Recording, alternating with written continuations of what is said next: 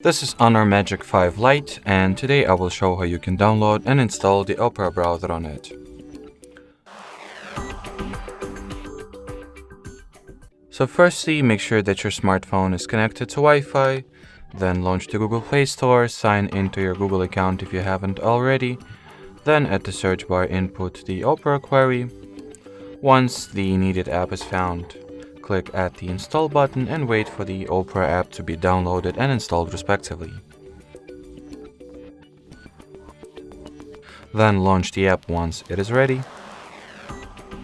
While opening Opera for the first time, it is required that you perform a very simple setup.